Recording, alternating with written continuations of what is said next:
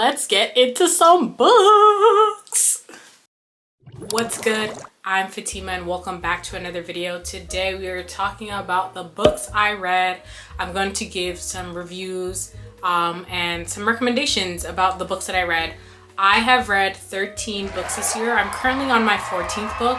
There are some books that I started but I stopped and I am going to resume next year, so I didn't count them in. Let's hop into the books. First and foremost, if you're anything like me, you love to buy a book and you put it on the shelf. You put it on your desk. You're like, ooh, it looks pretty. I'm gonna get to it. So this year I decided I need to start reading some of the books on my shelf. I did buy some books too. I did buy some books, but at least I read the ones that I bought. But we need to stop doing that. We need to stop being those people who buy a bunch of books and then they're like, oh, I'll read them later. So anyway, let's start off. So the first one I have on the list is this one, and it is called Healing the Emptiness, A Guide to Emotional and Spiritual Well-Being by Yasmin Mogahed. Please excuse me if I mispronounce any of these authors' names. But this book, here's a synopsis for you. Many of us have lost our way in this life. Some people have given up hope and they see no way out of their pain, their problems, their failures. Some people carry years of shame and self-hatred, and some live with a deep emptiness despite worldly success. But there is hope, and there is always a road back. Just as we were sent to this worldly journey with the capacity to fall, we were also given the capacity to rise. Just as we would bleed, but we would also heal. We would be designed with the divine capacity to cope, to survive, to even thrive through the storm. Each and every one of us will be given the God-given potential to see through the darkness, to rise through the cold, to break again and again, and to heal again and again. And then to be even more beautiful at the broken parts. This book provides a step-by-step guide for healing those broken parts, our emptiness. So I actually read this book during Ramadan and it was very, very beautiful, very, very insightful. This is actually the second book that I read of hers. I actually have this one too, Reclaiming the Heart. I highly recommend both of these. If you're Muslim, if you're looking into Islam, I really enjoyed these books. And I definitely want to reread them again because there's so many gems. I give it a 5 out of 5 stars. Highly recommend. Tap into that. Next on the list, I'm Not Your Negro, James Baldwin. And they have made it into a movie at this point. So I'm sorry, I'm looking for the synopsis so I can read it to you guys.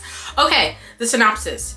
To compose his stunning documentary, I Am Not Your Negro, acclaimed filmmaker Raoul Peck mined James Baldwin's published and unpublished oeuvres, selecting passages from his books, essays, letters, notes, and interviews that are every bit as incisive and pertinent now as they have ever been.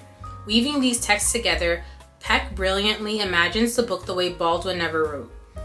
In his final years, Baldwin had envisioned a book about 3 assassinated friends, Medgar Evers, Malcolm X, and Martin Luther King Jr.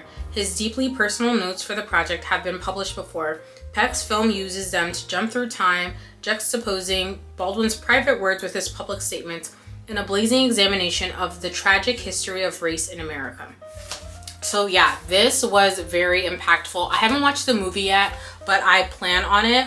I have also read If Beale Street Could Talk by James Baldwin. James Baldwin, I don't even have to say too much. He's very talented, or was, because he's passed away now. But this is also, it's heavy, but I think that it is very impactful. Yeah, I recommend this one too. Like I said, yeah, it is heavy, it is intense, but I mean, that is the history of this country. It comes with a lot of horrible moments and struggle and tough times. And this talks a lot about it. It's not a thick read, but it is intense. Okay, next up, we're gonna talk about some poetry. This is called A Psalm for Us, and it is by Raina Biddy. I don't know if she actually has like a synopsis per se on here. The back just says, the girl who wishes upon stars every night, praying for better days. I do have like mixed feelings about this book. Poetry, I feel like, I mean, most art is subjective anyway. Sometimes it hits, sometimes it doesn't. I've read other books by Raina, and I've enjoyed them. I actually have a signed copy of one of her books. I was trying to find it so I could show you guys, but I can't. This one, what I liked about it is that like it was broken into seasons, I believe. Hold on, before I start misquoting. Okay, so it was like broken into chapters, and like at the beginning of each chapter, she just like kind of wrote like more journal style and like just talking, and then got into the poetry. So I did like that aspect of it. It wasn't my favorite book of hers, but I enjoyed aspects of it. So you could definitely give this a read, give some of her other books a try. But yeah, that was my thought on A Psalm for Us. Next up, we have Clarity and Connection by Young Pueblo. Similar to Reina, I actually found out about him on Instagram, and he is also very talented with his words. This is also a poetry book, and it reads on the back: find a partner who accepts you as you are, but also inspires you to evolve because they take their own growth seriously. Love will not seek to change you. It will embrace you so unconditionally that you will feel safe enough to heal the old and put effort into the new. The courage you both have to stay committed to the inner journey will reflect brightly on your relationship. This, yeah, I really enjoyed this. I also give this a high rating. If you're into poetry, tap into this one. Also follow him on Instagram if you want it more bite-sized pieces. He posts a lot of really good words. But yeah, this, I would read some of his other books. I'm talking so fast. I'm definitely interested in reading some of his other books, but yeah, I really enjoyed this poetry book that he wrote, and I will definitely be tapping into some of his other works. Now, the rest of these, almost all of the rest of these are are fiction, okay? They're fiction, they're romance, and what I really liked was that unintentionally, I got books where the lead characters were women of color. Most of them were Black women, and that was really great to experience, because growing up there wasn't a lot of books where Black women or Black young ladies were the characters, so that was exciting. First up, we have Salaam with Love, and that is by Sarah Sharaf Beg, and the description is: this heartfelt and humorous YA contemporary follows Dua, who spends the month of Ramadan making an unexpected discovery about family, faith, and first love. Being crammed in a house in Queens with her cousins is not how Dua envisioned her trip to New York City. But here she is, spending the holy month of Ramadan with extended family she hasn't seen in years. Dua struggles to find her place in the conservative household and connect with her aloof, engaged-to-be-married cousin Manor, and as if fasting the whole day wasn't tiring enough, she must battle her hormones whenever she sees Hassan, the cute drummer in a Muslim band who has a habit of showing up at her most awkward moments. After just a month, Dua is surprised to find that she's learning a lot more than she bargained for about her faith, relationships, and her place in the world, and cute drummers. So yeah, that book was really cute. I really enjoyed it. I also haven't come across a lot of books with Muslim leads. I've actually found a lot more this year, and I'm excited to read them because they're on my list. But this one was really cute. She's a high school student, so she is a bit younger than me, but I felt like the book was cute. I feel like it healed like a part of my younger self, because young me would have loved to have read a book like this. And I don't want to like spoil anything, but I highly recommend. Also, I've lived in New York too, so it just hit. Like I clearly I'm smiling so much, but I really recommend that book. I definitely rank that, like, I'm gonna say a 4.8 out of 5 because it was so good. Okay, the next book on my list I also don't have. I rented this one from the library, and it's called Queenie, and it's by Candace Carty-Williams. I was actually interested in reading this book because I saw the trailer for the show, and it was on Hulu, and I was like, oh, what's this about? So the trailer actually caught my eye, and I was like, wait, I think that's a book. So I found out it was a book, read the book first, and then watched the show after. So The the description of the book is: Queenie Jenkins is a 25-year-old Jamaican British woman living in London, straddling two cultures and slotting neatly into neither. She works at a national newspaper where she is constantly forced to compare herself to her white middle-class peers. After a messy breakup from her long-term white boyfriend, Queenie seeks comfort in all the wrong places, including several hazardous men who do a good job of occupying brain space and a bad job of affirming self-worth.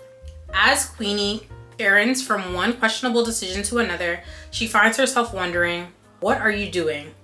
Why are you doing it? And who do you want to be? All of the questions today's woman must face in a world trying to answer them for her. That book I would give a 4 out of 5. I also really enjoyed it. I'm one of those people, most of the times I prefer the movie over the show or the book, and I felt the same way about this. I feel like they did a generally good job of like depicting the book through the show. Casting, I feel like they got to a T. Some of the parts weren't, like, for me, executed the way I would have liked, but that's just my own personal taste.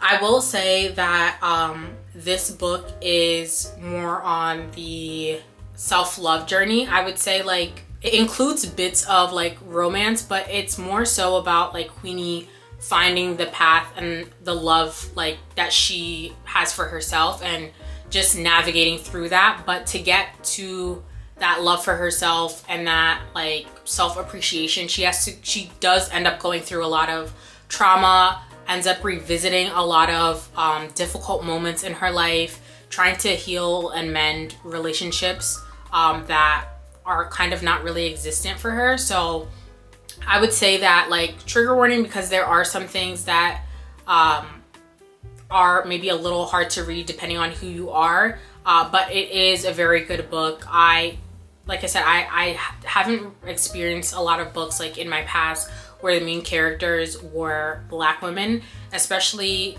trying to figure out how, you know, to balance like the culture of being British and being a Caribbean. So I recommend this book too. Just like I said, beware. There are some things that might trigger you, whoever you are, like because things do get like a bit intense and somewhat graphic in this book. So just beware of that. Next up on the list, we have Yinka, Where Is Your Husband? And this is by Lizzie Damiola Blackburn. And the book description is: meet Yinka, a 30-something Oxford-educated British Nigerian woman with a well-paid job, good friends, and a mother who constantly reframe is, Yinka, where is your husband? Yinka's Nigerian aunties pray for her delivery from singledom. Her work friends think she's too traditional. She's saving herself for marriage, and the men in her life, well, that's a whole other story. When her cousin Rachel gets engaged, Yinka commences Operation Wedding Date. Will Yinka find herself a husband? And what if the thing she really needs is to find herself first? This is a story that bravely asks the questions we all have about romance and explores what it means to find yourself between two cultures, both of which are yours. So this kind of goes a little bit hand in hand with Queenie, where it's another Black British young woman, and she's also like, you know, between two cultures. She's British and then also she is West African. So if you are a firstborn daughter, this is the book for you. This is the one you need to tap into. I rate this high as well. I'd probably say 5 out of 5. I don't think I would change anything about this book. If you're the child of an immigrant, if you're the firstborn daughter, if you are being pressured in your 30s to get married, this is the book for you to tap into. I resonate a lot with Yinka, and I think that this was just a beautiful way to like resonate with a character. It is funny, and like, I'm not Nigerian, I'm like West African, Sierra Leone specifically, so a lot did resonate for me with this book. And yeah, it was just like great to see. I felt like reflected in this book, and I highly recommend. It was funny, it was lighthearted, it was growing pains at times, it was insightful. It was the full package. So yeah, Yinka, Where Is Your Husband? 5 out of 5. Okay, next on the list we have The Good Ones Are Taken by Taj McCoy. And the summary is, after a bad breakup, Maggie wants to find her Prince Charming, but all she finds are frogs. When her best friends Savvy and Joan apply pressure and demand she finds a date worthy of attending their respective weddings, she agrees to take her own advice and try online dating. Since she's the maid of honor for both weddings, her bridal party duties are massive, but both brides insist that Maggie prioritize finding a date. After an onslaught of maybes and no's and hell knows, she's close to giving up when she meets a handsome doctor at the gym who might be the one. Meanwhile, her college bestie Grant throws salt in everyone's game. At every turn, he points out a red flag and tells Maggie to keep looking. Things come to a head when Maggie demands that Grant be happy for her, and he finally admits he can't. Not when he's not with her. When he blurts out his feelings, Maggie's world is turned upside down. Now she must choose between the perfect guy and a friendship that is the foundation of everything she wanted. So, I don't even remember how I came across this book, but what I did, you know how they say don't judge a book by its cover? So I did. I actually don't remember ever reading the back, like reading the description of the book. I just was like, oh my gosh, the covers look so cool. Let me purchase the book and read it. For me, this was like a 3.5 out of 10. It was predictable. And that's like one of the things that like kind of ranked it low for me. And then also like, I feel like there was like somewhat of an over exaggeration of like speech and stuff, but to each their own. The book was predictable, and I guess it didn't really resonate as much with me. I read the whole thing, but as every chapter was going, I was like, okay, I know who she's gonna end up with, and I know where this is going. There was aspects that like focus on friendship too, and not just romance, but this isn't really, I wouldn't recommend this because like I said, it is quite predictable. I would recommend other books over this. But next on the list is Honey and Spice by Balu Babalola. I think that's how you pronounce it. Again, please forgive me if I mispronounced it. Honey and Spice. The front cover reads, sweet like plantain, hot like pepper. They taste the best when together. So,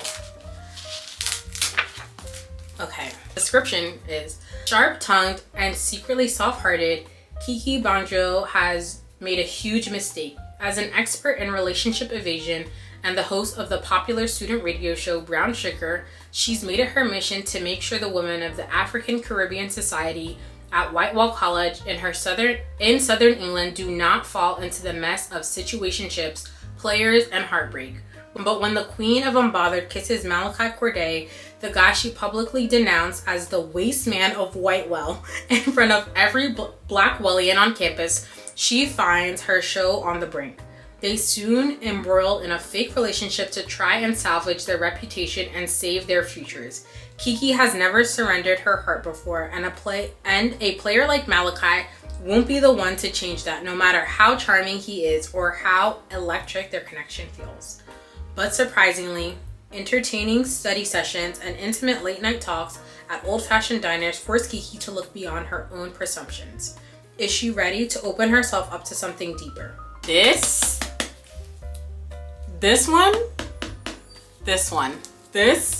was one of them ones for me this year. This honestly this is over the scale. This is 6 out of 5. Like this, the way, I want to show you because like the book is kind of thick. It is what I believe like, yeah, it's almost 400 pages. So I rented this from the library and it was so good that I had to buy my own copy because I was like, what did she put in this book? I loved every second of it. And again, this was also nice too, as like someone who has West African background and then was American born, but she's West African and British. But I feel like I wouldn't change anything about this book. Every time I was like, oh, I'm only gonna read one chapter, I read like 6. And then I was like halfway done and I was like, oh my gosh, I'm halfway done. And then I was like, I had like this much like left and I was like, I don't want the book to end. It was so good. Like the best way I can describe it, it feels like you were thirsty, but you didn't know that you were craving this delicious drink that you've never had. And then once you like taste the drink, you're like, oh my gosh, I need more. And yeah, Balu just has a really beautiful way of writing where it just feels like you were immersed in the story. She also wrote the book Love in Color, and I also want to read that too. It's on my list. This book, honestly, I could have a book discussion, but yeah, I don't want to give spoilers, but this, you won't be disappointed. I highly recommend this book. I had such a wonderful time reading this book. I wish I could wipe my memory and read this book again. That's how good it was. Next up, we have another one that I was like, this tap in. Curvy Girl Summer by Danielle Allen. And the description is, after a one-night stand with her clingy ex, Aaliyah James has an epiphany. This ain't it. She knows what she wants and she's ready to move past casual hookups, flings, and situationships. But for her family, the clock is ticking. After all, she's almost 30. And when they imply that her personality and her body might be too big to land a man, she lets them know that they've gone too far. And her non-existent man loves her curves. Thank you very much. Now, she has 7 weeks to find the perfect boyfriend to rub in their faces at the big fancy birthday celebration she's been planning. After her first blind date goes wrong, charming local bartender Ahmad Williamson consoles her with a drink and some playful banter. Aaliyah takes him up on his suggestions to use a dating app, but the more she sees of his warm, funny, and easygoing nature, the less she wants to check her DMs. Will her next swipe bring her closer to true love, or is her real match closer than she thinks? Baby girl, Aaliyah and Ahmad. This book, also, I could barely put this one down. This was one of them books. And I think a lot of the books that resonated with me, I saw myself a lot in the characters. Like, even with Honey and Spice, I saw myself a lot in Kiki, and I see myself a lot in Aaliyah. And if you don't have the beauty standards that are accepted by society, it is definitely hard to navigate in this world. And then also if like people that you are close to or care about are pressuring you or like, you know, putting these ideas on you, it's also hard to navigate. Whether it be, you know, like in Aaliyah's case, the size of your body. People can unfortunately be quite cruel to people who are heavier or curvier. And Aaliyah was not playing games with the folks. She was like, listen, I love me, and if you are upset about that, that's your problem.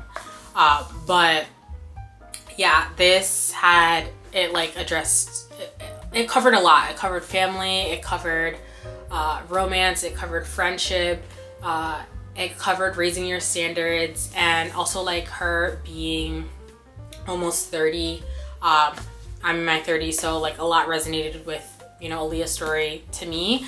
And I just, this book, I think I finished this in a week. It was so good, I could barely put this down. So I highly recommend that you tap into this one too. Okay, next up, this book melted my heart. This one is called Love from A to Z by S.K. Ali. And the description is a marvel, something you find amazing, even ordinarily amazing. Like potatoes, because they make french fries happen. Like the perfect fries Adam and his mom used to make together. An oddity, whatever gives you pause. Like the fact that there are hateful people in the world, like Zainab's teacher, who won't stop reminding the class of how bad Muslims are. But Zainab, the only Muslim in class, isn't bad, she's angry.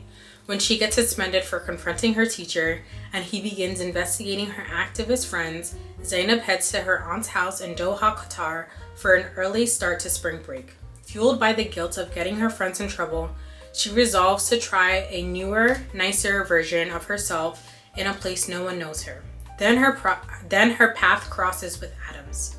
Since he got diagnosed with multiple sclerosis in November, Adam has stopped going to classes, intent instead on perfecting the making of things. Intent on keeping his memory of his mom alive for his little sister, Adam is also intent on keeping his diagnosis a secret from his grieving father. Alone, Adam and Zainab are playing roles for others, keeping their real thoughts locked away in their journals, until a marvel and an oddity happen. Marvel, Adam and Zainab meeting. Oddity, Adam and Zainab meeting. This book, first of all, do you see this? A hijabi on the cover, okay? A visibly Muslim girl on the cover of a fiction book. I found out, I think, about this book on TikTok. This also I rate. This was above the scale of 5 stars. It was higher than 5 stars. I wouldn't change a thing about this book. It was beautiful to just see how two people navigate life individually and then eventually together. It was just beautiful to see how, like, being in this place at this time, like, just how God, like, weaves people's paths together. Because honestly, is anything really a coincidence? Like, it's just like how everything aligned the way it was supposed to be. And there's just so many layers, from talking about like chronic pain to talking about like Islamophobia and like being someone that is being attacked for literally just being who they are, to just navigating the ebbs and flows of life. It was just beautiful. And also, like, I also haven't come across a lot of books where the both lead characters are Muslim people. So it just really holds a special place in my heart. And I highly recommend this one too. This is another one. I wish I could like take it out of my memory and read it again for the first time. This was hard to put down for me too, in a good way. And I just really loved it. And also, like, these characters were people of color from different backgrounds, like, coming together. It was just such a beautiful book. And like, I really want to go to Doha, Qatar as well. So it was just, yeah, it has a special place in my heart. And I highly recommend this book. And also, I do want to say too, what's cool about this book is that, like, each chapter alternates between who is the main character. So like, it'll be Zainab and then it will go back to Adam. And like, I like that it keeps alternating between who's like telling the story, because you're getting both of their perspectives and like the timeline is matching up. But it's cool to see, like, from a male's perspective and the female perspective of how like they were living their individual lives and their paths crossed and overlapped. So yeah, that one, this book has a special place in my heart, and I highly, highly, highly, highly, highly recommend this one as well. Now, friend, this one took me on a journey. So this is called The Vanishing Half by Britt Bennett. The summary is: twins, inseparable as children, ultimately choose to live in 2 very different worlds, one black and one white. Now, I'm not sure how to say their last names, but this is how I've been pronouncing it when I've been reading. The Vignes sisters will always be identical, but after growing up together in a small southern black community and running away at age 16, it's not just the shape of their lives that is different as adults, it's everything, including their racial identities. Many years later, one sister lives with her black daughter in the same southern town she once tried to escape. Across the country, the other secretly passes for white, and her white husband knows nothing of her past. Still, although separated by so many miles and just as many lies, the fate of the twins remains entwined. What will happen when their own daughter's storyline intersect? Weaving together multiple strands of generations from deep south to California, from 1950s to the 1990s, The Vanishing Half is at once a riveting, emotional family story and a brilliant exploration of race, gender, identity, and the lasting influences of the past as it shapes a person's desire and expectations. Now, when I picked up this book, I was excited, but I didn't know that they were going to take me on this kind of journey. This book, ooh, it had ups and downs, twists and turns. We got to like read from different people's perspectives, like different character perspectives in this book. And it, like that last sentence about how it covers race, gender, identity, and how the past shapes a person's desires and expectations, like that is like the perfect sentence to like sum up everything. This book was very, very good. I also rate this very high. I'm gonna give this a 4.9 out of 5. This was good. If you want to go on a journey, The Vanishing Half is the one for you. And I just like that there was, obviously there's some parts expected because we have the summary, but there were some parts I was like, girl, what did I just read? You like, I was not prepared for some of the things that were like presented in the storyline, but it was a very interesting, dynamic story nonetheless. So I definitely recommend this book.